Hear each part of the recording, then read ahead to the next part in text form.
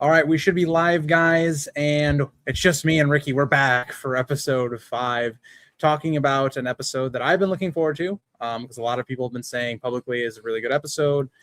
And so we might have some limited time, at least on Ricky's side of things. So we're going to try to dive in really quickly and just get our thoughts out there. But yeah, Ricky, so had seen the episode. What are your general thoughts on episode 5? I was so surprised with the quality of this episode and the focus on Kristen Cole because I didn't anticipate that they would give him his piece, like his time, you know. They went out of their way to do this whole plot about him basically chasing glory, chasing the honorable death, which, we know where that all goes without spoiling things. And I thought that's such a clever way of doing it, and I didn't anticipate it because back in the day during season one we had huge problems with them basically cutting everything that made him a kingmaker, and now he at least has that part. So I feel like I don't know. I think there are a lot of strong character moments all throughout the episode. I really, really enjoy what they're doing with Cole. I think um, even like the inconsistencies that we've talked about earlier with Cole and the logistics in the Riverlands, they were like precisely what they were going for to use it for him to then now have this plot. And I love this monologue. I really enjoyed the slower paced scenes in this episode. Yeah, a surprise to be sure, but a welcome one. This is a really good episode in my opinion. Yeah, I think for me, definitely it's the best episode of the season. I don't even think for me it's a competition. I think it's very Yeah. easily. I'm gonna be not as positive as you are. I'm still fairly positive, Mhm. but like, yeah. So let me just say this right away. So I think the positive stuff, what you mentioned, Kristen Cole. I think the parts of this episode where they focused on those kind of elements and they try to do a very through line through all the different plot lines, and I think they did a very good job of that plot line specifically, like you talked about. I liked most of Aegon's plotline as well, especially his scene with Laris, where they're talking about him and the privilege that he's had and how he should have been. He had the opportunity to be a greater man, but he squandered that opportunity. There's a lot of stuff I liked in there. And so I think the good stuff of this episode is largely the stuff that has kind of been in the background of the last few episodes. The stuff that finally Yeah. got to be spotlights and some of the greater character moments is where I think the show did well in this episode. I think the other things that I didn't really enjoy were kind of the same things of the previous episodes. Whether that Yeah. be Allison's storyline, some of Rhaenyra's storyline, and then a little bit of Daron and Ormond. But I did like. We'll probably dive into this a bit if we have time. But I Mm. did like, the monologue and some history into the first Dornish conquest. That's always just a nice little nod, I guess, to book readers when this show a lot of times doesn't do that. So yeah, I think for me, like, I think definitely a positive episode, but I do think it kind of reminds me of like season 1 of House of the Dragon, where I'd walk away and be like, yeah, it was a positive Yeah. episode, but there was a lot of things I was like, Yeah. eh. So Yeah. yeah, Totally. It reminds me of like a bottle episode, like a mid-season episode that we would have for season one of House of the Dragon. But yeah, since you've mentioned the Laris scene, the Laris and Aegon scene, Laris lashing out at Aegon, I really, really love that scene because those are the type of conversations we always have about the nobles of Westeros and how they all were raised up and they had yep. everything, but yet they choose to complain. And it's like, this was a nice little scene. And I wonder what that then in turn does for Aegon's development going forward. So I guess a storyline just spawned that I can be invested in. Like you mentioned, all the Allison stuff I think is really horrible. But there was a lot to like in this episode, and it feels good. I don't know. I watched this episode, and obviously we had huge gripes with the first four, Yeah. and I came out of it and I was like, I'm so confused. This is actually like you give me something that I can be invested in, and yeah, it felt good. Yeah. Let me address the super chat real quick, Ricky, but I do want to talk about that point for a second. Sure. Dre, thank you for the super chat. Yes, like Ricky and me have both talked about, I thought Laris and Aegon were some of the standouts of this episode specifically. I really liked a lot of what they were going for. And even though I might not like Aemond as a character that much, I do like that they connected those two characters in the episode. Right, right. That was It was awesome. good. And It was I good. was like, okay, pushing aside that you just jumped the gun on him being Yeah. like a nuke, like a fucking terrorist, like nuking a whole town. Putting that aside, what you're now doing with his character and like the contrast of Aegon and Aemond, I don't know. It's like I feel like do you know those Turkish ice cream guys who like No, they not at have this all. ice cream cone on like this huge thing, and then they just they basically mock you, like they give you the ice cream but they really don't, and like it's back and Yeah. forth. Mm-hmm. I feel like that. I feel like I want the ice cream, but I'm kind of worried that I don't want the ice cream.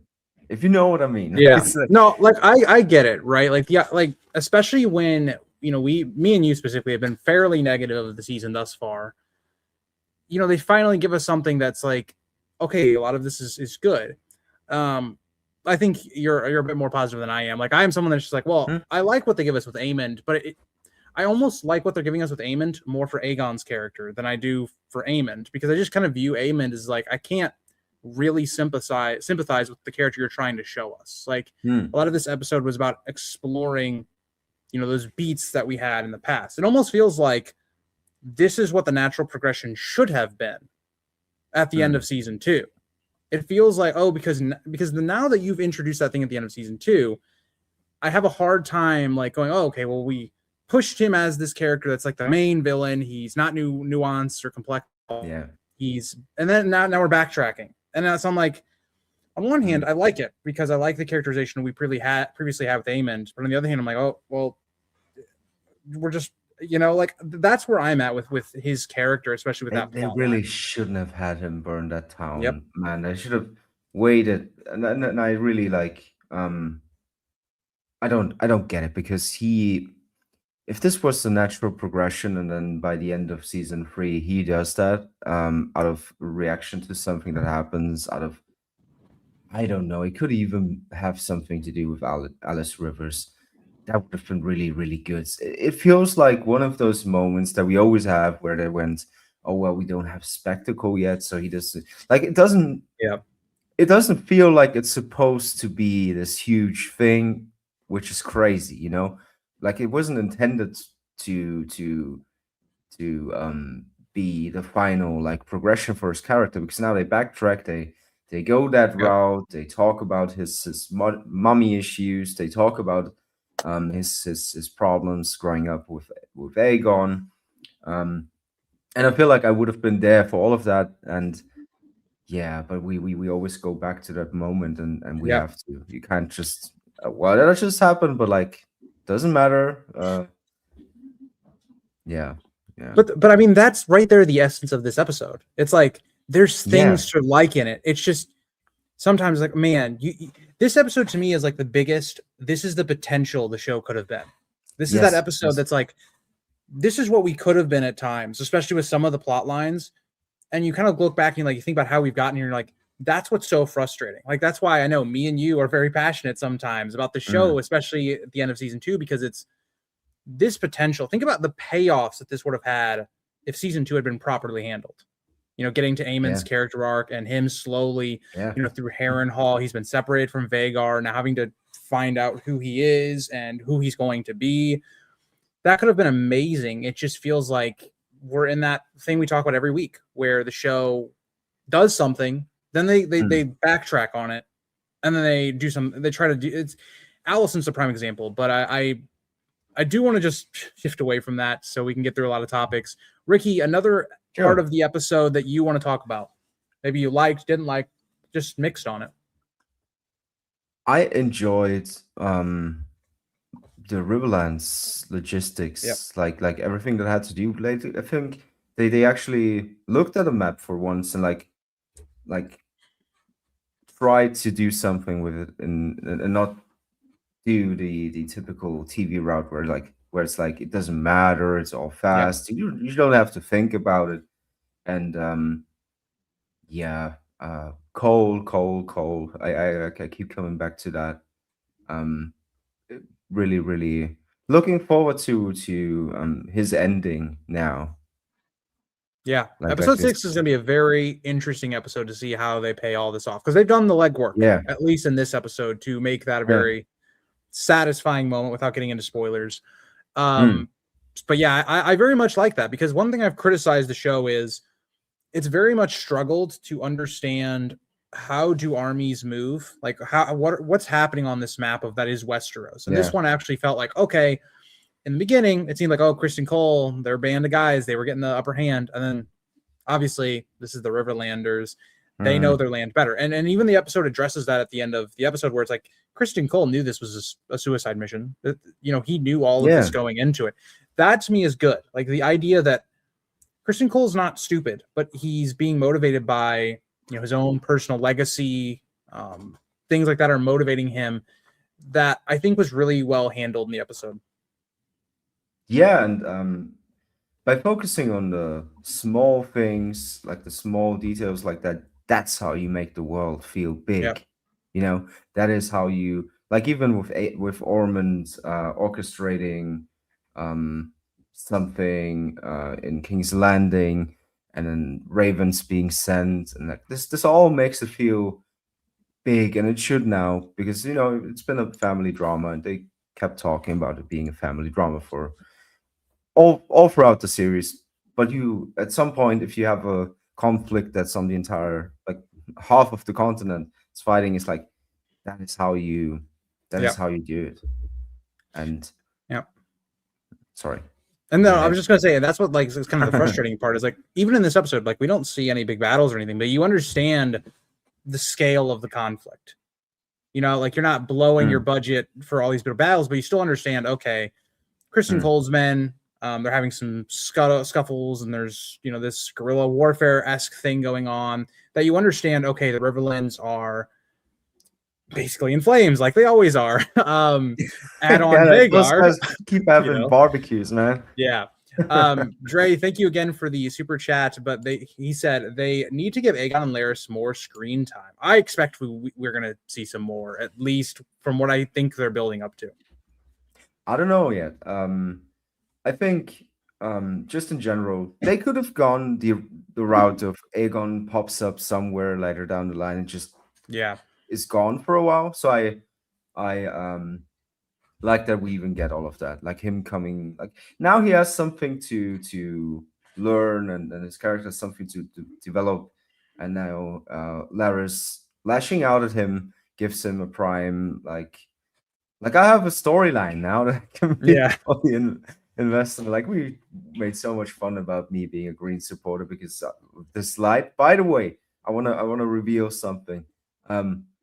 I only have that light because it's the only one that works. So that's why I have a green light in the background.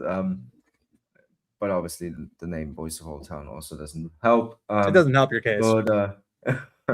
But I really, really like that I have a storyline now that I can just look forward to, because I think everything that has to do with Alicent is like, and that will be the major negative of this episode again. It all comes back to Alicent. You just go back and forth with her character in terms of making her horrible, making us trying to make us sympathize with her, and like that ship has sailed. I don't know what they're up to with Lena. I really didn't enjoy the scenes with Mysaria and Alicent in this episode either.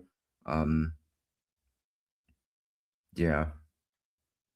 Again, Ricky, like, let's talk about this is kind of what I was saying though, but it's like the best part of the episodes are the parts of the episodes that like haven't really been that developed in the previous parts of the Mm. season.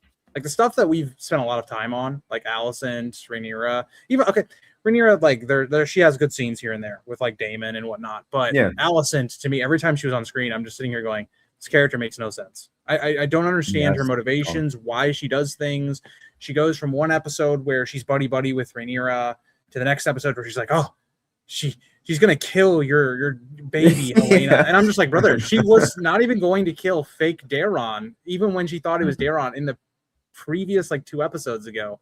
You think she's gonna kill this child? This is just not the Rhaenyra of the book. If She's we're not talking even Rhaenyra of the book, willing then to. yeah, but She's not even willing to kill the dragon rider. no. Why would you kill a baby? Like it's so there's this back and forth between choosing to have a conflict between them and not have one. And I don't think this is a case of entertaining television. It's just a case of inconsistent writing and them going like testing out the waters on possible scenarios that they might go for. Like this is something that we've talked about as well.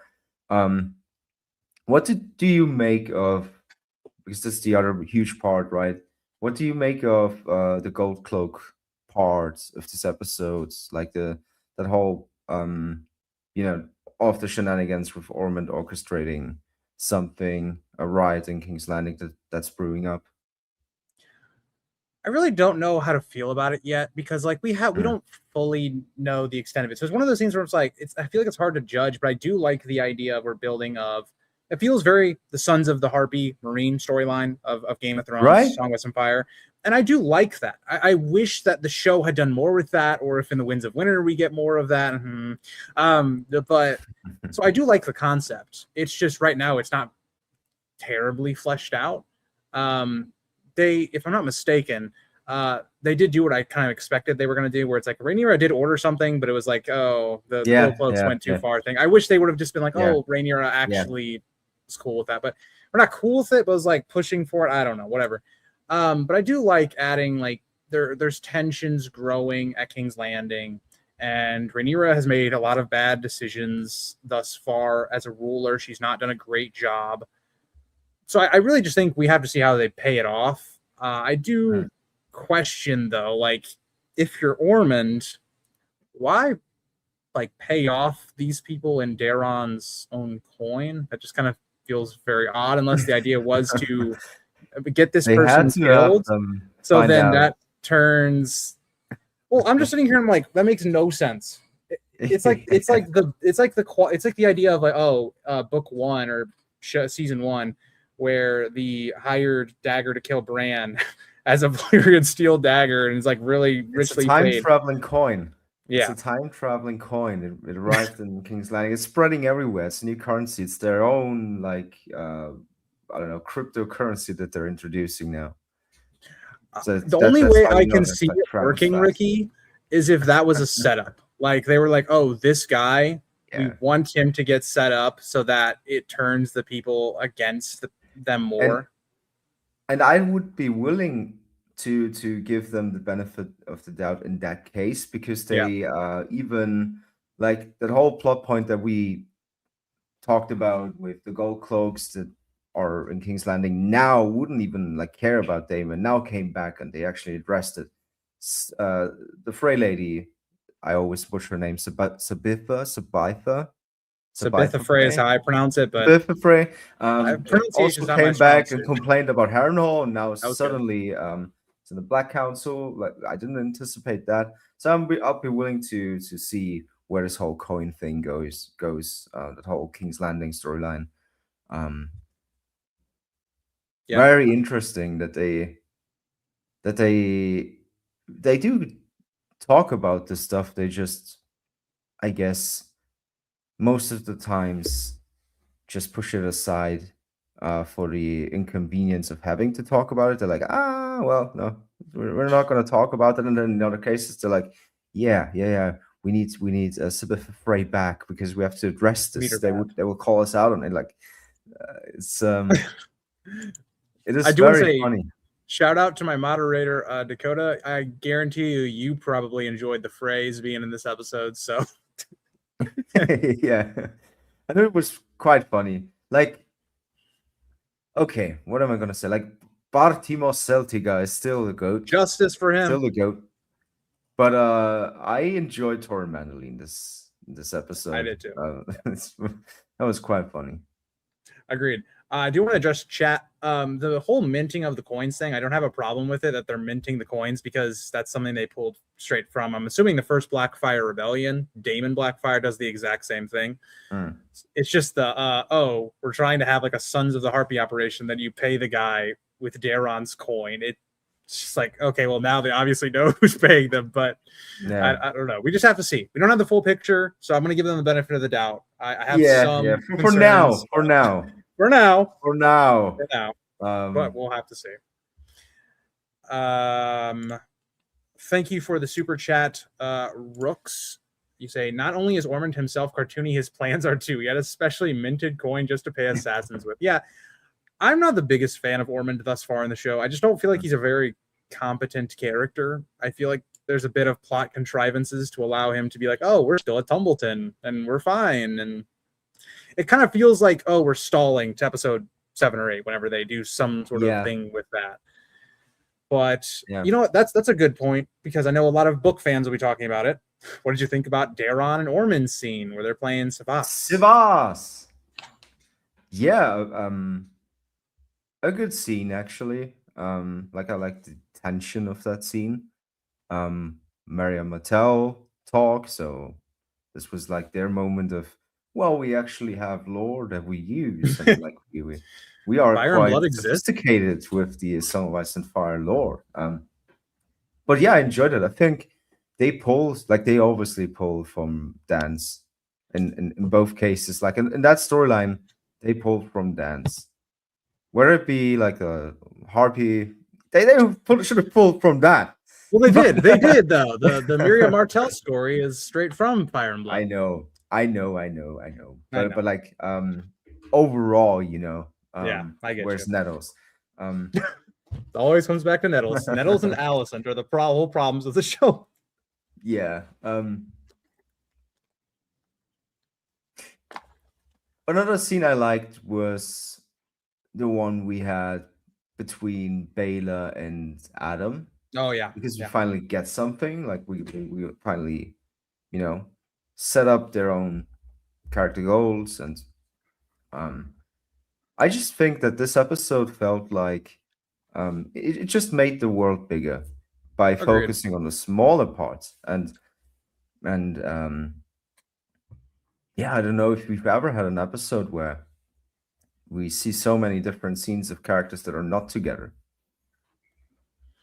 Agreed. You know? I really liked. I mean, I like both their actors. I want to see more of their characters in general. So I just want to see more of them. And like, I like the dynamic they're building between the two.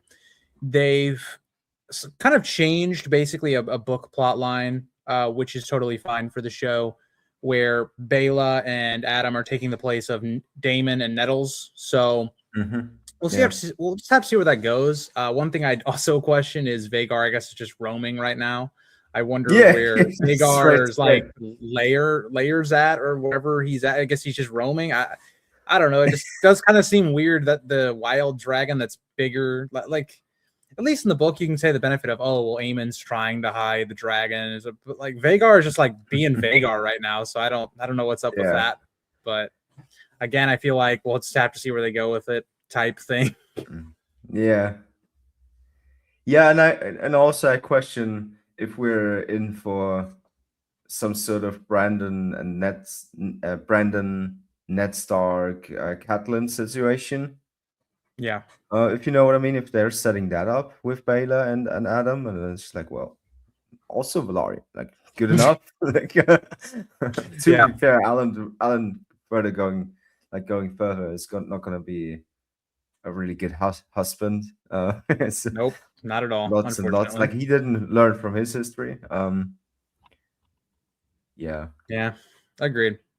Thank you for the super chat, Salt PK. Historically, having a coin is a sign of legitimacy, so they could flood the land with coin. Poor King's Landing. Maybe she banned trade with the coin. We'll just have to see what the response is, because it was something that was introduced very late into the episode in terms of it's now in King's Landing. another thing I'm just like, okay, the dude taking this coin that obviously is not like what's he gonna buy with this? This is not of any value until Daeron takes the throne. It's like So you showing up with Monopoly money and being like, "Yeah, I'll have everything." Like, fuck off. exactly. But yes, thank you for the super chat as well. Oh, one thing. So I saw chat bring this up, Ricky. What did you think about Thailand kind of just showing up in the Aegon plotline? So comical. Like, Yeah.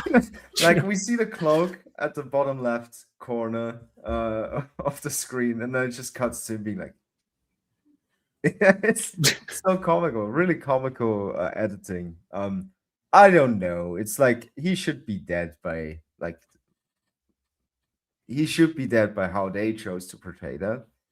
I just don't know where it goes. How we go from here. Is this another thing that gets stripped of Rhaenyra in terms of her doing something bad, or Yes. is he gonna get captured and we're gonna get something bad? So No. it depends. In like me being fine with it for now entirely depends on if they go the route of he's gonna get captured, we're still gonna get that, and if not, it's another bad decision to just have him spawn at Rook's Rest with I don't really know, nice clothes too, by the way. Like Ricky. he was It dressed gives very me season lordly. 6 vibes, man. It's just like It is all season 6. This what season is season 6 of Game of Thrones. Yeah, it's like it's just there's plot twist for plot that's what twist. There's no setup at all. It's just up. yeah. Here he is, guys. Yeah, Varys isn't Dorne. Don't worry, he'll be back on that ship. Yeah, it's like cool. Wow, he could. We just need him to be there to say "Thy blood." That is It's true. the whole reason. I don't know. I don't know. I think if they use him effectively, like I won't. It's not that big of a deal. He's not that major of a character as of right now. Yeah. But I don't know. I just thought it was a very weird thing to do. It's like, oh, of course, Aegon and Larys run into Thailand just like randomly, it feels like. And he just poofs in, and now Aegon's rallying up the boys, and we'll see if he does something. And if Sunfire's actually dead, which we still have had no build up to in this episode. So I'm getting worried about what they're doing with that plot line. I don't think that he's dead. I don't either. Eric, the problem is there's no setup to anything. Eric, this is season 6 of Game of Thrones. What do you mean Sunfire is just gonna spawn in and be like roaring and like gonna be fine? I saw some theories that he's gonna shed like a snake, and that's how they explain it, because Ryan Connell apparently talked about something. I don't have the quote, but like that the dragon kind of sheds, and then like there's a whole new Sunfire under that Sunfire, and it's just gonna. You just know how that goes, right? You just know that Aegon is gonna walk, and then that he's it's the gonna trailer pop shot. up. And it's the trailer shot. You know it's gonna happen. It's my whole thing is I figured, we're 5 episodes in now, we'd have any type of like setup at all. Yeah. To that moment, which seems like it's creeping in. So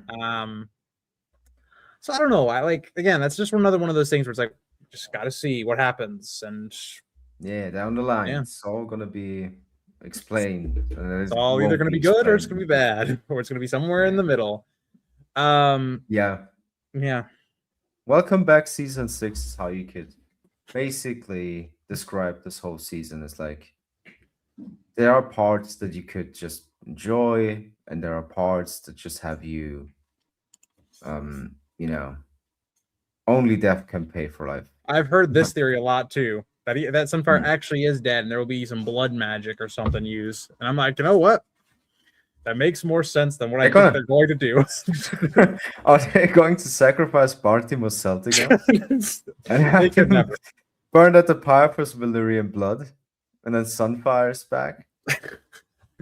Dude, Ricky, I'm not gonna lie, because you gave it like a higher rating and you were like so surprised. I was like, dude, Bartimos has got to be in this episode. I was waiting the whole episode, and then when he didn't show up and the credits rolled, I was like, my enjoyment of the episode just went straight down. Where were the Triarchy? Where was Corlys? First episode without a Triarchy mention, so it all goes downhill from here.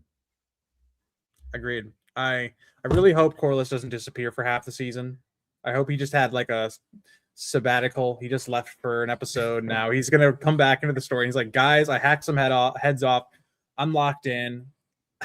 So we'll just see what happens. It would be so funny if we get like all these scenes of him killing some random Triarchy soldiers all throughout the season. Like we keep coming back to it and it just stays like that without context. We just see his Triarchy hatred in full effect. Ricky, I got a fan theory for you. I don't know any insider information, but what if Corlys is going to be linking up with Aegon? You know, he's in the Triarchy-esque area. You know, that covers a wide span and implications of Fire and Blood that I won't say for spoiler reasons. I mean, if you're going to build that groundwork, and Tyland's already spawned in places, what if this is where Corlys' storyline goes for the rest of the season or something along those lines? Well, we do have trailer shots of him at Tumbleton. So that puts a hole in that theory. So I guess him and his 12 Velaryon soldiers are gonna join Daemon's side, who also decides to fight at Tumbleton on the back of his horse instead of his dragon. So there's this whole thing, man. It's like we gotta enjoy the moment. We gotta enjoy this moment. Let's enjoy this episode for what it was, because I finished this episode. I was like, wow, thank you. Let's just end the show there. it's like Ricky, okay. You gave me Sopranos vibes. For anybody that's watched Sopranos and the character Patsy, and he goes, "That was great," or "Thanks, that was great." It's like a really memeable line, Ricky. But oh man, yeah. I mean, let's just be fair. I know, Ricky, you're gonna have to take off here in a little bit. I have to go now. So sorry, guys. I I have a new job and I have to be there in like 25 minutes. Which Ricky, you want to give your closing thoughts? Just wrap up your thoughts on the episode, and then fuck this episode for not having Bartimaeus Celtic on his Rocky. I give it a 3 out of 10. Nah, I'm just kidding. I enjoyed this episode so much for what it is. I know that probably most of it is going to be retconned in a way now that like there's a lot of like what was it trying to say? Like there was a lot of there could still be ripple effects on the stuff that I liked for this episode and this episode alone, but still I choose to enjoy this episode. I love the Cole storyline. I really give respect to them for this storyline because they didn't have to do that. They could have just went another route and just surprised or like used it as shock. What's going to happen now? So I respect them for actually giving Cole what looks to be a really nice send-off. And they didn't have to do that. And they stripped him of the Kingmaker parts and they stripped him of so much, but at least he gets to go out on like this very honorable and yet not. And by going out, Ricky just means Kristen Cole is going to take a trip over to Old Town, and that's it. Yeah. Oh, yeah. Sorry. And then I also enjoy. So sorry, guys. And I really enjoyed the Aegon and Larys scenes, and I enjoyed most of Ormond and Daron, and then I also enjoyed Aemond. So yeah, all in all, I enjoyed this episode. I'd give it like a 7.5 out of 10. It's by far the best from this season. It just clears this season. And those are kind of my closing thoughts. Thank you so much for having me. Thank you, Ricky. Thank you for stopping in and all that. So this was my cameo. See you around. All right, bye, Ricky. Have a great day. Bye, guys. See you around. All right, now it's just me. I'm on Voice of Old Town's channel alone. I'm on my own channels alone. My friends have all left me. JC has deserted me. Becky hasn't joined. She hates us now. And Ricky, we had one good positive episode, and he just couldn't deal with it. So, but yeah, all jokes aside, appreciate Ricky. He stays up all the ungodly hours. So rest of the stream, we'll kind of have a similar style to tomorrow's stream, where I'll kind of talk to chat a little bit. I'm not going to go all the way back up to the top because we're till midnight or whatever. And I do like to record a video and edit it for you guys afterwards. But let's see what you guys have to say. Let me know now down in the comments, questions you have, things you want to say. Some characters don't age. Did you see little Oscar Tully? Yes. That's one thing. I wish we saw a bit more from their perspective of the war, from the Riverland side of things. In terms of Oscar Tully, Roddy the Ruin, Black Alley. And I understand why they didn't do that, because it kind of spoils the payoff at the end, or like the plot twist that like Kristen Cole and his failing army and all that stuff. But I don't know. I think it's the book reader wanting to kind of see some of these characters, and didn't get to see much of them, unfortunately. But we'll see probably a good amount of them in episode 6. I really, really hope. First of his name says, I did love when Kristen Cole was like, they'll sing songs about me. That might be some foreshadowing. Also, sorry for my face looking so red. For one, I'm super hot down here.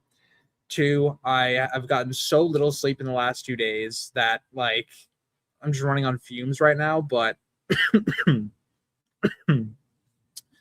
trying my best, as you guys can tell, as I look like a pomegranate.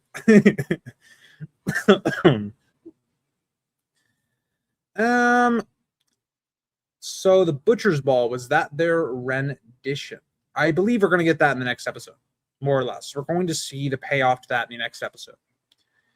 How do you feel about them continuing with Aemon's mommy issues with Alice? See, here's the thing. I like it in this episode because it feels like it's more natural from the previous episodes. Not in season 3. I mean, season 2. I think me and Ricky kind of put this perfectly. I feel like Aemon's storyline feels so disconnected because there's like the arc that they were building up to for like episode 6 or 7 of season 2.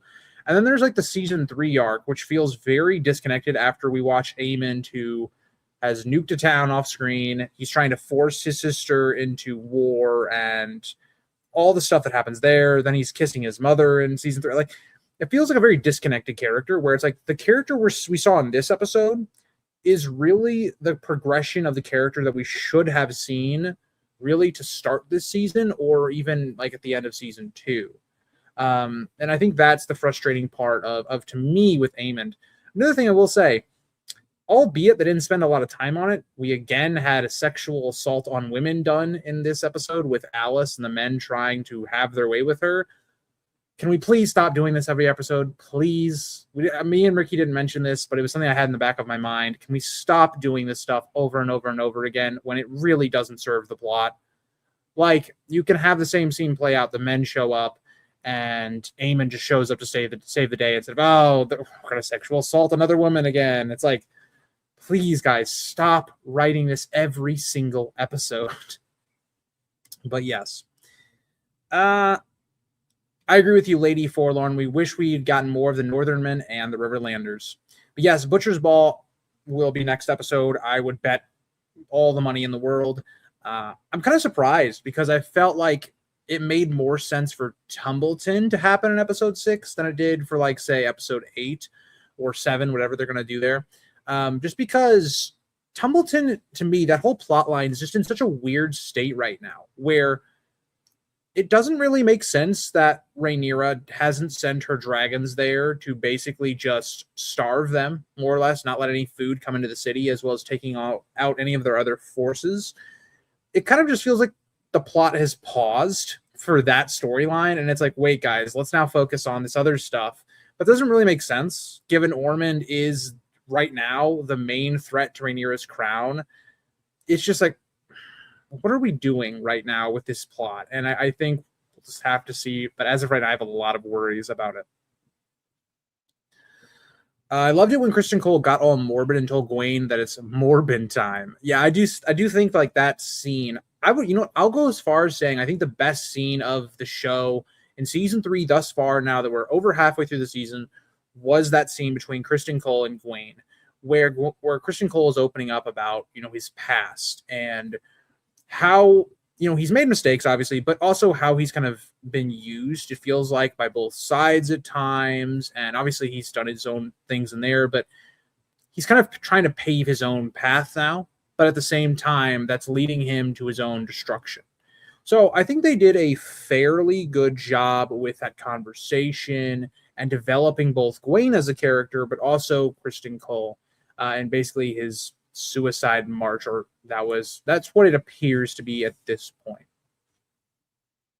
The second I saw Mysaria enter Alicent's room, I let out the most disgusted sigh imaginable. Yeah, I mean, you have one of the weakest characters in the show in Alicent right now. Like, she's just, to me, is an unbearable character to watch. Every scene she's in is bad.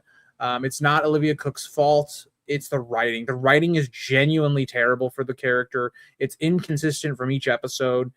And then you pair that with Mysaria, who is a character that I don't find that enjoyable, because I just feel like there's something off with the character in terms of, I don't know if it's the acting, if it's the way they're directing the actress to depict the character. I just don't find much enjoyment in this character. And Mysaria has been largely a very incompetent character, like hasn't really done much of value, or even when she has, it hasn't made sense. Like the whole sending supplies to King's Landing boat thing in season 2. I just don't really like either character. And just, like me and Ricky talked about, Alicent's entire plot in this episode makes no sense. She wants freedom, but yet she's trying to flee when obviously that's not going to be very easy to do, and you're obviously going to be found out. But then also she's trying to say that Rhaenyra has this darker side. Again, the show does a lot of this, where it says, oh, Rhaenyra, she might have this darker side to her. But she doesn't. We do not see this side of her ever. So the idea that you think Rhaenyra would kill Helena's child, that is a baby, and would not pose a real threat to her claim for like years when the war is over, and obviously at that point Helena's child could be made to be like a ward of their family or whatnot. I just don't see it. And also, think about it like this. I don't also think that Helena would be separated from her child either, because Rhaenyra knows this, does not pose any type of threat to Rhaenyra.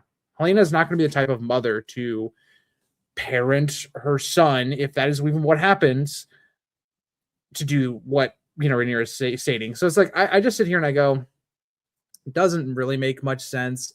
The ending, we'll have to see what they do with it in episode 6, where, again, very convenient that, Helena finds this passageway.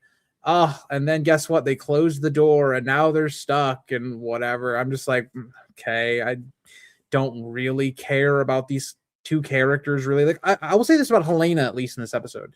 I like that Helena felt a bit more like the character they were trying to build in season 2, and wasn't just like, oh, now she's in season 3 and she's the jokey Rhaenyra. She's very like, here's a Marvel quip, guys. Whereas last season she was very, very serious. She had a lot of like prophetic things she would say. And even in this episode, she fights back against her mother, saying, oh, I'm not going to kill my child, or whatever you want to say there. Or I guess abort the child would be the better phrasing, but whatever. I do just think just a very odd thing. And I think it goes back to, they're trying to almost appease George R. R. Martin by appearing to make Helena pregnant, but it comes out of nowhere. There's no setup to it. And so you now have to, again, because Alicent is a plot device, you have to make her character now fit around Helena's plot for something to happen later on that doesn't make sense with what the show was telling initially. So I don't know. I'm just at this weird point with, Alicent, where I just don't want to see the character. I want to see the other characters, like the characters we saw in this episode. That's the most frustrating part. This episode had the characters I want to see that are actually good, that are well developed, or at least we're trying to develop them as characters, like Adam and Bela, for instance.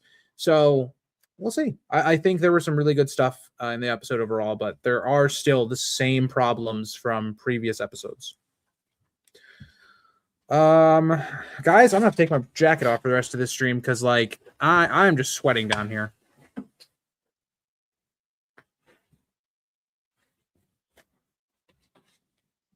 You will never understand how hot it gets, even when you have AC. When you have multiple lights going on, it just oh god, guys, you can tell, but just man, this episode got me worked up. It's got me sweating my butt off down here.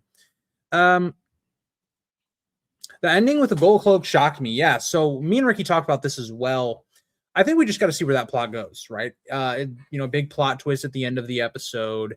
So we just got to see. Also, let me adjust. We only just that. I think chat looks a little. I think it looks a little better, maybe like that. Let's see what else we got here. Yeah, Dalton Greyjoy, Lady Forlorn, is not appearing in the show. I am sorry.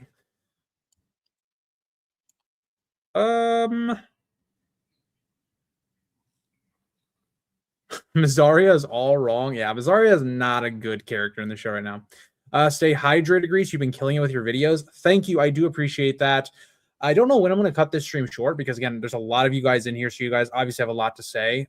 So I appreciate you guys. I think this is probably the most successful stream I've ever had, so thank you for Ricky for being a part of that and stuff. It's always fun to talk to you guys about this. I already drank through my water, so I'm probably going to have to go get another one before I record the video after this. But, yeah, I do...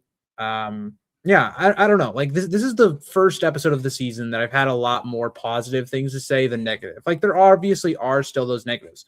I haven't said my rating yet, but I said this to chat earlier. My rating is about a 7 out of 10. To me, that's like the baseline of, okay, this was an acceptable episode. It was more positive than good. It's, for instance, like the lowest I rated a House of the Dragon episode up to like episode 7, I believe, of season 2 was a 7 out of 10. So this is kind of like the baseline. Like this is like, okay, I had problems with some of the things that happened in the episode, but there were still some good things in there that I want to see more of. That's kind of how I feel about the episode. Definitely a step up, but it still has the lingering issues that the previous episodes had as well. As a book reader, this was a great episode by House of the Dragon standards. Yes, Bobcat. They actually remembered that this book exists, and it actually has things in it about the Targaryen lore. So then you can do things like Miria Martell and the first Dornish conquest. Crazy, I know. Reading a book, and you can just... the dance isn't even that long in Fire and Blood. It's a whole different thing.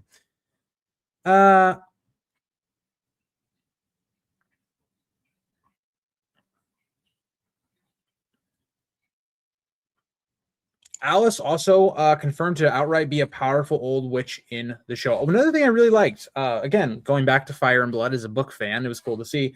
They talked a little bit about the formation of how Harrenhal was built. That was pretty cool for people that haven't read the book, specifically Fire and Blood, but I think it's also mentioned in the main series as well, is obviously Harren comes in. He's a ruler from the Iron Islands, kind of like a Euron Greyjoy type of situation, I guess. He comes over, he's ruling the Riverlands, and he's basically using all of their resources, using them for slave labor, and that's where you get the lines in this episode, which I thought was also pretty darn cool. But I don't have a problem with Alice being like this powerful old witch type thing. It makes sense, obviously, with the book and also with what the show has done thus far.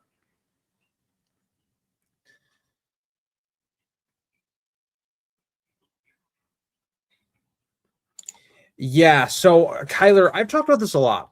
I don't think Daeron was in the original plans of this show. And so what do I mean by the original plans of the show? When you think about any great piece of media, I always use The Lord of the Rings, for example. It's definitely a different circumstance because obviously 3 movies versus 4 seasons of television.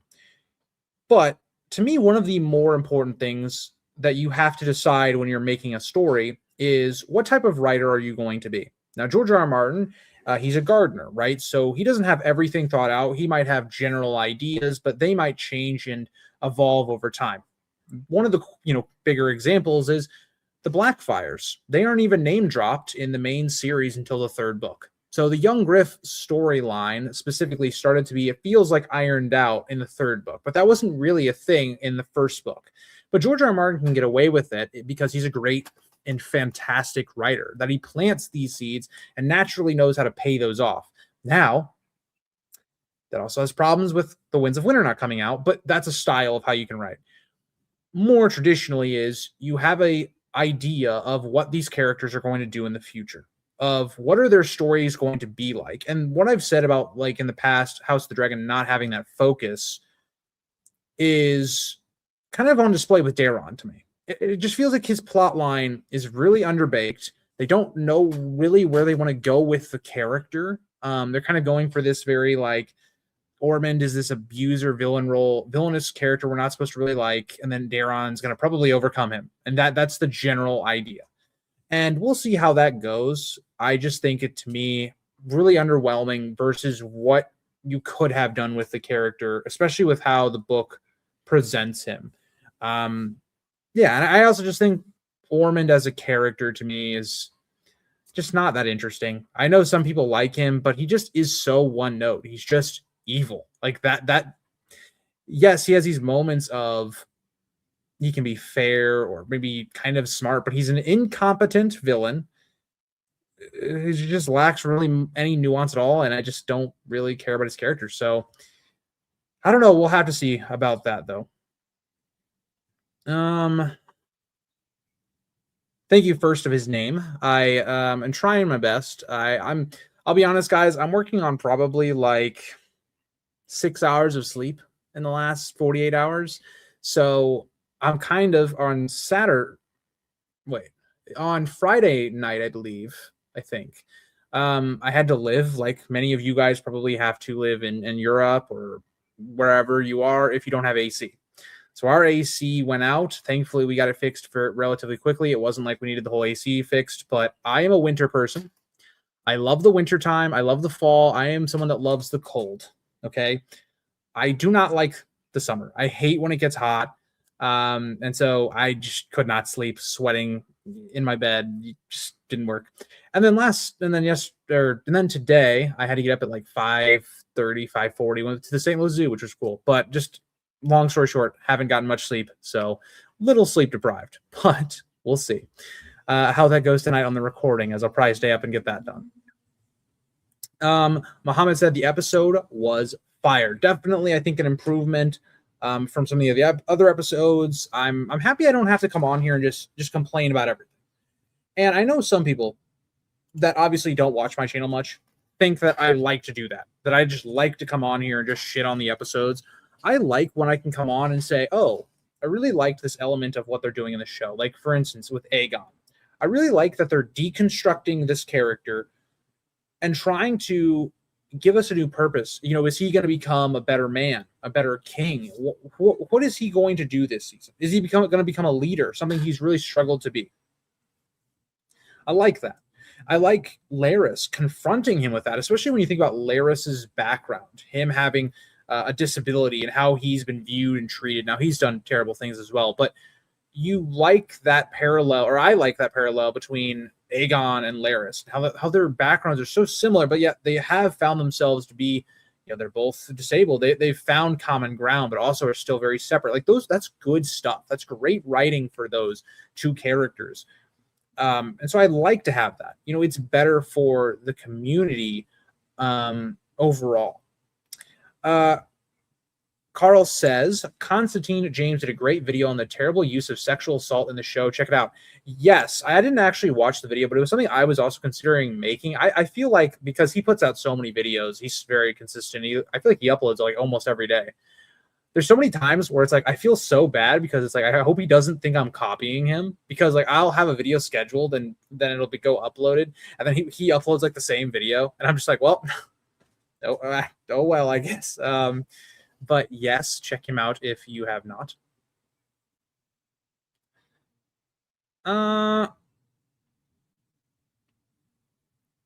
Gwaine is just tired of being eaten by leeches in the muck. You know what that reminded me of? It reminded me of the Fellowship of the... Everything reminds me of the Fellowship of the Ring. But when Frodo, Sam, Merry, and Pippin, they're traveling with Aragorn, and they have to go through similar conditions. It really reminded me of that.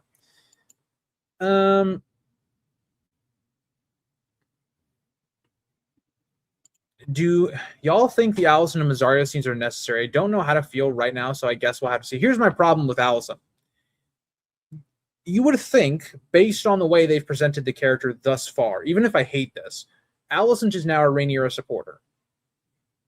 But then they flip-flop it. So, like, Allison's entire plot in this episode is completely contrived and irrelevant. And, like, I've been kind of trying to avoid making Allison videos because I just dislike everything about the character.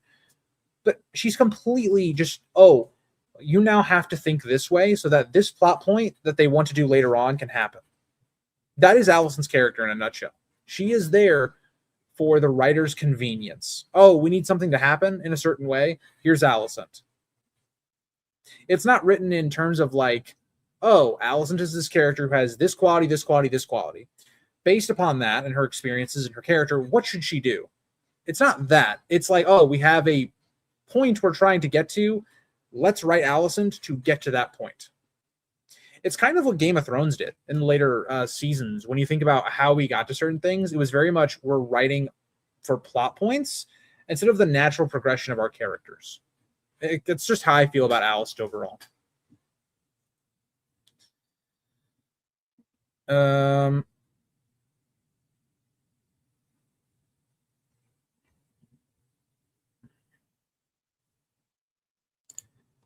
I've read the entire Song of Ice and Fire series, including A Dance of Dragons, and episode 5 of House of the Dragon was so far removed from the books. I honestly don't know why the writers do it. Yeah, so this is the frustrating thing to me, is the writers, and like this is what I kind of hinted at when Ricky was in here, is like, for instance, Savas. Like, I know a lot of the Song of Ice and Fire creators, fans are going to go crazy over that, and I'm just like, is it cool that it's on screen? Sure. But why should I be like, oh my God, this thing from the books when the show has actively shit on the books consistently? I don't know. That's the kind of stuff where I'm like, okay, like I like the Miriam Martell story. It's actually very relevant to Kristen Cole's story right now. But at the same time, it just feels like, oh, okay, well, it's something for book fans. But I don't know. It's kind of how I feel now, where it's like you've gone so far from the books that when you try to throw in these little book things, it just kind of infuriates me a little bit because I'm just like, okay, so you've read the book, but you haven't read the book. I don't know. It's just such a weird thing. Allison and Helena stuck in a Scooby-Doo episode for the cliffhanger. Yeah, that's going to be very interesting to see what they do in the next episode with that, Matthew.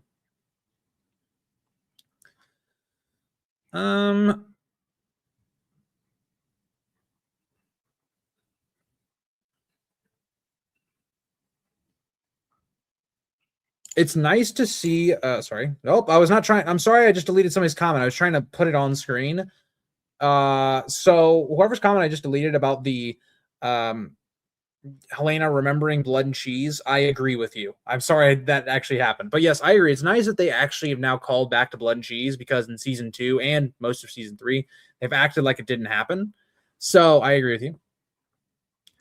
I agree. The show is just completely fan fiction. This is one thing that really infuriates me about the Song of Ice and Fire community specifically, is you can still love House of the Dragon. Like, this episode, I like, but it's not very accurate to the book material. Like, let's just be fair, it's not.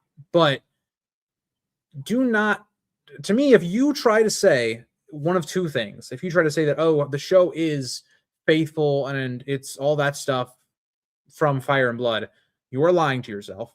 2, if you try to say that, oh, Fire and Blood is bad, so that justifies everything that the House of the Dragon does,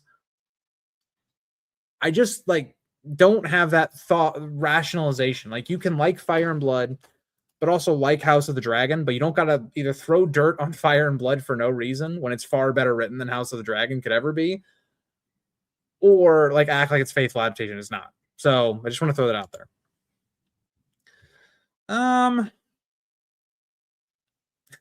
Wanted more of Bela and Adam. I agree with you, Matthew.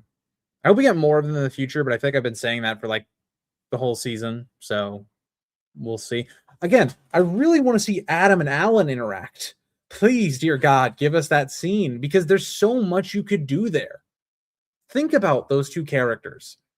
Alan has been this character that he has struggled throughout the last 2 seasons to basically have this relationship with his father, but now his father has accepted him and wants to make him his heir, basically. But then Rhaenyra denies that. But then Alan's also in this weird situation where he's acting hand of the king, which is kind of crazy to think about, given his father's not there. And then on the other side, you have Adam, who is this character who's now he has a dragon. He's a dragon seed. His position has been elevated. Like, those characters have grown so much. It'd be really fascinating to see their dynamic. And the show just hasn't given us that, which I think is unfortunate. Less Mazzari and Alicent, more Adam and Alan, please. Showing the guns, effort. I won't go that far because I haven't worked out. Like, I can't really work out because of my back, but yeah, I try to stay active as much as I can. But yeah. I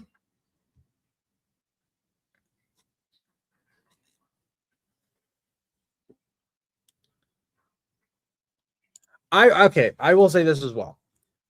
I do think, right, I kind of had so last episode, I talked about how, in my opinion, my hope was gone. Like, any hope I had for House of the Dragon returning to being good was pretty much shattered in episode 4. And episode 5, again, it didn't really restore any of that because the overall issues of the show are still there. I think what this episode represented to me was like, if you're somebody that still really likes the show, or even if you still like the show, let's just throw that out there. I think this is a pretty good episode because it's basically the same type of stuff that you had in the previous episodes with like Alicent and whatnot. But it's just also then you have good writing in there with some of these other characters.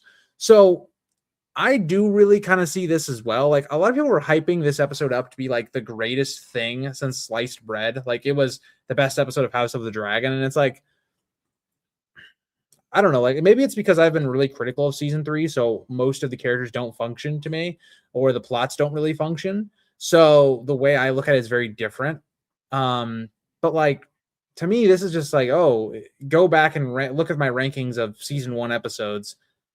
This would still be like in the bottom third. Like, a 7 out of 10 to me is a fine rating. Like, that's acceptable. Like, that's not insultingly bad. That's, nothing like that.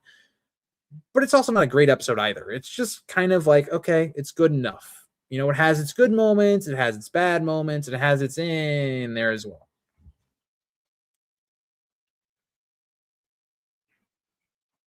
The writer for this episode hadn't written for the show before. She also is a co-writer for episode 7. Well, at least in terms of some of the moments in the episode, I can just say, give that person more to do, I guess.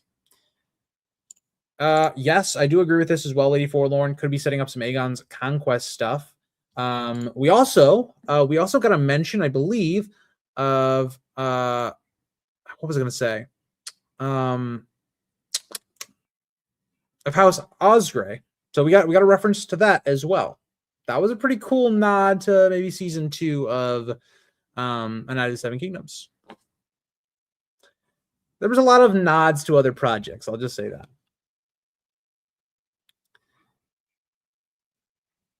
First of his name says, I thought it was weird that they did the Dornish lore drop. So I think it makes sense why they did it. Because the story that you're being told of the first Dornish conquest is a lot about guerrilla warfare, persevering against all odds and the dragons. And a lot of that is actually very much reflected in Criston Cole's storyline in this episode. And so in terms of that, I think it actually made a lot of sense. I do just kind of think it's weird. It's like, oh, Ormond brings up Miriam Martell, and then they just have a whole breakdown of it. It didn't really feel like the most natural thing in the world, but I don't know. Have they forgotten about Dreamfire? Yeah, Efren, this to me is still amazing. It's like, oh, you want to escape King's Landing. How about you find a way to get to, presumably, the Dragon Pit, and then just go right off with Dreamfire, and then you don't have to worry about 90% of the problems. Also, I forgot I don't need this headset anymore. So, yeah.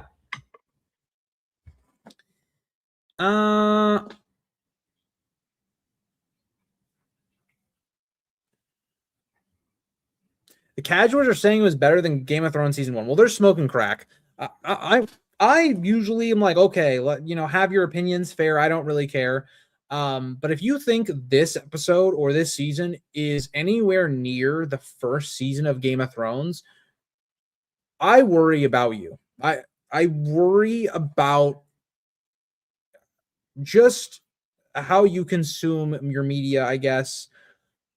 But yeah, it's not even close. Like Game of Thrones season 1 is literally one of the best seasons of any television show ever. Let alone in terms of just being a faithful adaptation as well. It's not even close.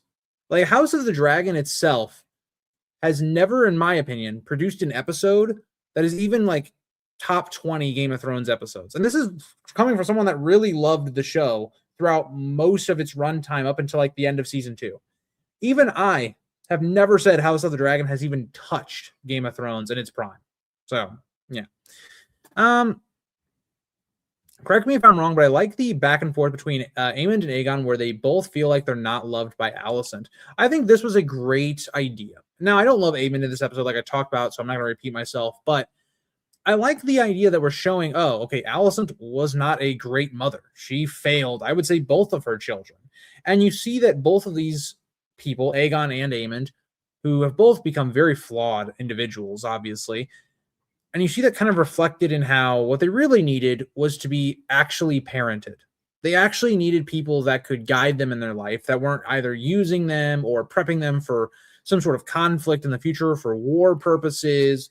They needed someone to actually be a father and a mother to them. And, obviously Alicent's not a great mother. Obviously Viserys was not a great father. Let's just say at least in terms of Alicent's children. I do like that reflection in both of their characters.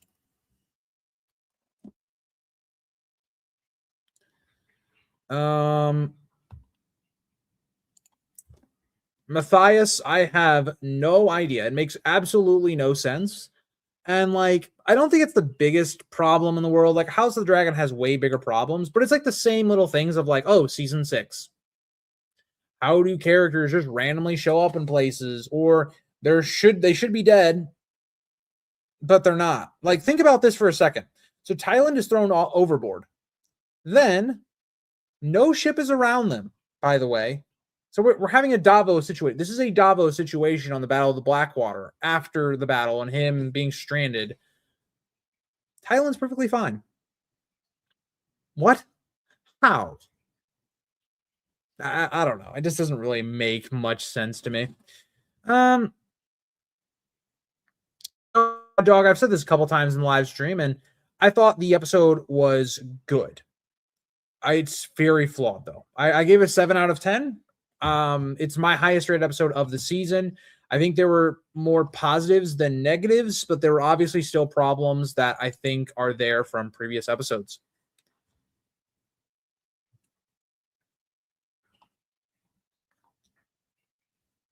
Yeah, okay, again, I want to say this for almost all of House of the Dragon. The problem is almost never the actors. Almost never. I guess in Mazaria's case, I don't really know there, but that's one of those where the acting is not great. Ormond, the actor who plays him, does a very good job overall. So no, he is not the problem. The problem to me is the writing and how they've depicted this character. As a Targaryen hater, I enjoy fellow Targaryen haters. That's fair. I'm a Targaryen enjoyer. Okay, one of the big reasons that I love this funny book called Fire and Blood that House of the Dragon writers have never read before is because it follows the Targaryen dynasty. I am a fellow cold enjoyer, Matthew. I am. Jordan, well, I'll say this. I don't love St. Louis. I've lived, I don't live in St. Louis, but I live within 30 minutes or so of St. Louis. I don't like big cities, and St. Louis, I don't know. All I can say is it's just, I don't know. I don't know on that one. But there's some cool things in St. Louis. Went to the zoo today, which was always cool. If you ever come to St. Louis, go to the zoo. It's one of the coolest places I've ever been to. One of the better zoo, probably the best, one of the best in the United States, I would say. I haven't been to a bunch, but they just constantly get very high ratings and all that stuff. And you can see some cool stuff. Like today, I saw a polar bear that was literally like not pressing on the glass, but they have this little thing where the polar bear can swim. And it was doing this thing where it was like it would, swim around, it would come up, it would like push off the glass or whatever. It's really cool. Like you're literally like 2 feet away from a polar bear, which is just crazy. But yeah, I'm a big enjoyer of animals, and so that was pretty cool. Just a little, I guess, St. Louis plug for that at least. I don't love a lot of things about St. Louis, but that is one of them. Roberts, yeah, and this is kind of the point I made last episode, is the way they were building Ormond, I really liked what they were going for. And then you make him a guy that's like, okay, I'm going to force Daron to kill this guy in the first episode that the two are really being developed in. It feels like something that should have happened at like after episodes of development. And it just feels like they threw it in there and it's like, okay. But yeah. That is super cool, Jordan. We love the zoo. My cousin lives within biking distance of the zoo, so always a cool time. It's not cool when it's hot as hell, but yeah. Yes, I am so tired of it because I want to really emphasize this point. Having sexual assault type content in your show or your book or whatever you want to say is fine, but you need to cover it with it being a very sensitive topic. And it needs to mean something. And the example I've used whenever this is brought up is The Sopranos. It's a perfect example. They have a whole episode dedicated to this exact topic of sexual assault and how that affects the victim, how that can affect the actions they might do, the people around them, and telling a story that can be very enlightening, I would say. Whereas House of the Dragon throws it in there to just go, oh, these guys are bad, so they sexually assault people. There's nothing more than that. And so it just comes off to me as very insensitive to people that might have gone through this stuff and taking a very sensitive topic and just throwing it in there.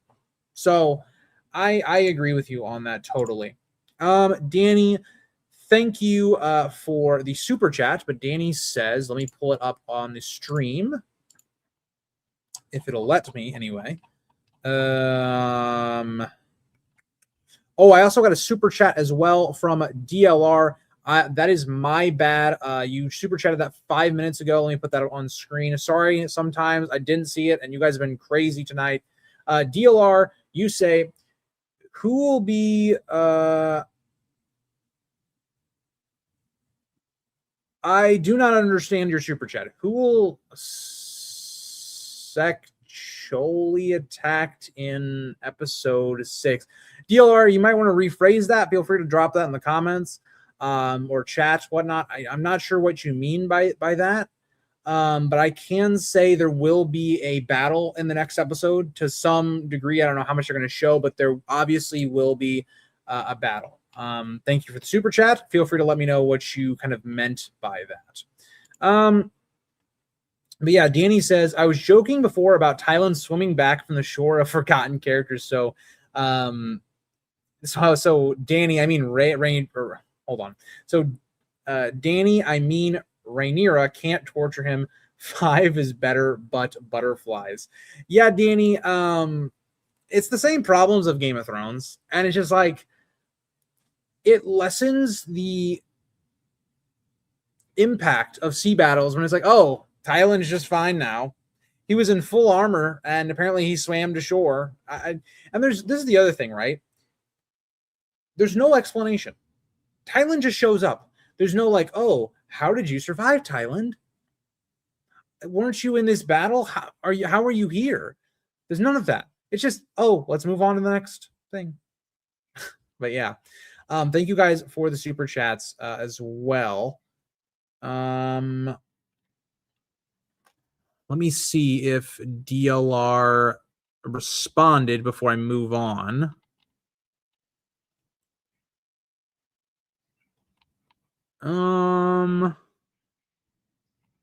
I am looking just to make sure, but I do not see anything else. But feel free to clarify that. Chat, feel free to at me as well.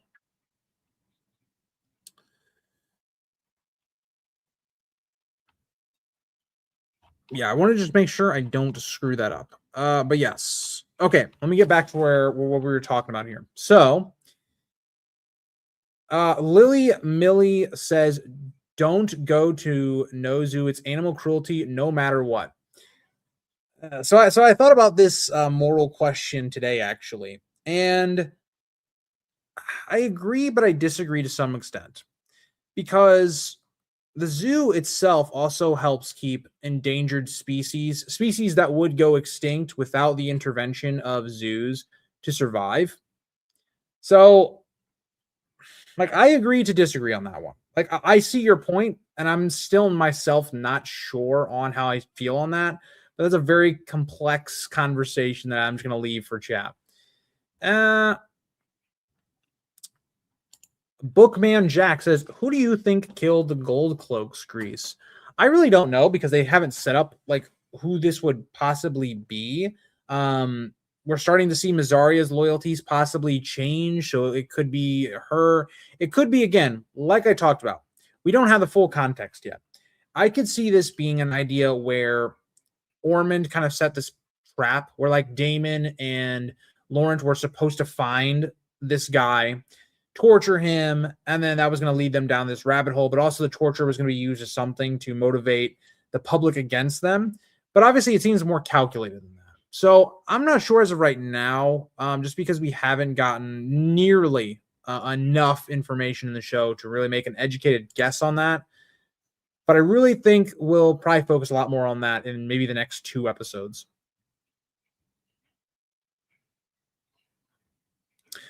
So, Golden Aegon, I do not get the episode before you guys. I watched that episode tonight just like you guys did. My friend Voice of Old Town, he gets the episodes early. So if you ever want to hear like his thoughts, he usually posts those on social media.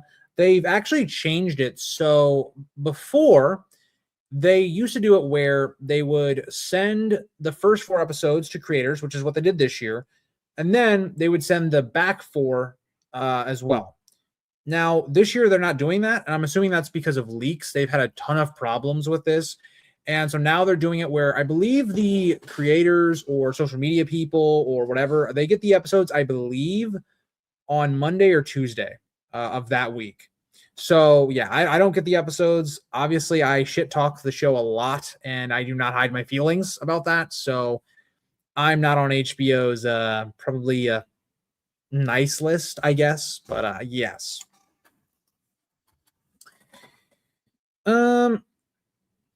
Oh yeah, this is another cool one. The penguin exhibit it smells bad, but it's cold and it's super cool the way you're like really up close with the penguins and stuff, and you can get splashes. It's really cool. It's really cool. I agree with you, Roberts. All the problems with Gotten House of the Dragon come down to writing, network / budget problems. Agreed.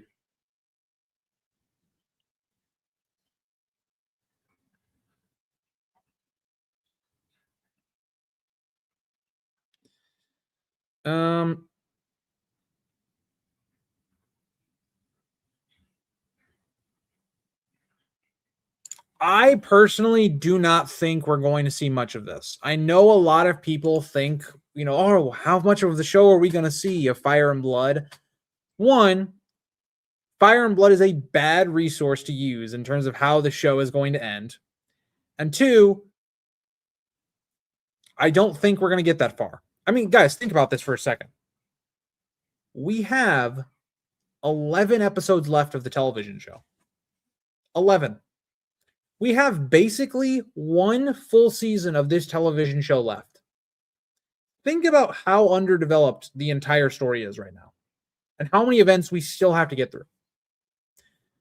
There's not going to be a lot of time for the after things of what you expect happens in Fire and Blood. And if it is, it's going to be very fast. Just put it that way. Yes, polar bears will absolutely kill you. Absolutely.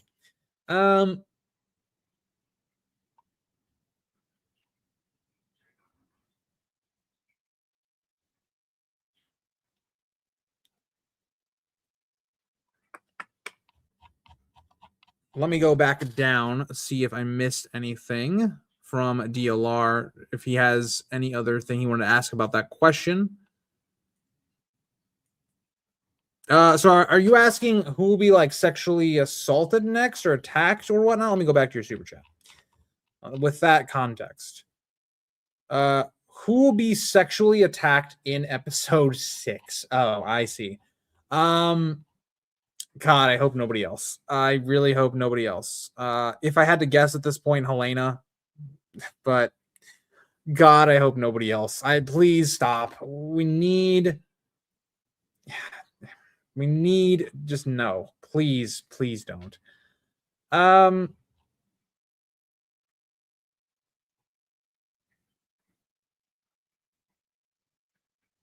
Yes, the ending will be extremely rushed. Rhaenyra will survive to the finale, and I won't say any more, but yeah, we'll see. We'll see on Rhaenyra.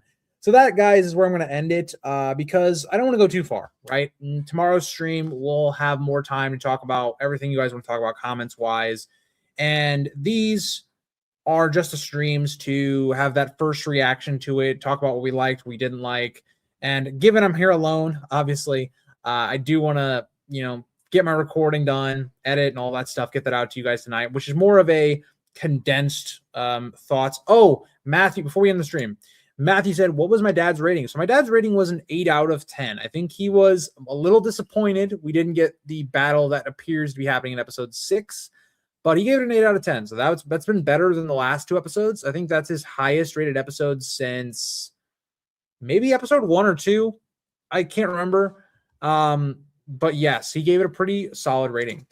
Thank you for subscribing. Absolute Real Cinema. I appreciate that, of course. I appreciate all of you guys. You guys have been very supportive. It's really crazy to do these live streams and have, over 100 people in here at a time. It's just crazy. I haven't experienced that much, and so I really do appreciate you guys as always. Absolute Cinema, we will be getting it next year. We don't know what point of the year yet. We don't know if it's gonna be earlier or probably later. I would be expecting, now that House of the Dragon will not be in the same year as A Knight of the Seven Kingdoms, that it happens more towards the summer. So yeah, thank you guys all for coming into the stream. Thank you for the people in Ricky's stream as well. I know he wasn't here for most of it, but thank you as well for watching me or watching both of us, whatever.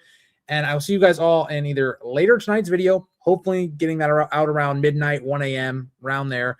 Tomorrow's stream, which will be going live around 6 p.m. U.S. Central Time. And then I'll have probably 2 or 3 videos up for you guys early this week as well. So thank you guys all for watching the live streams. And I'll see you guys all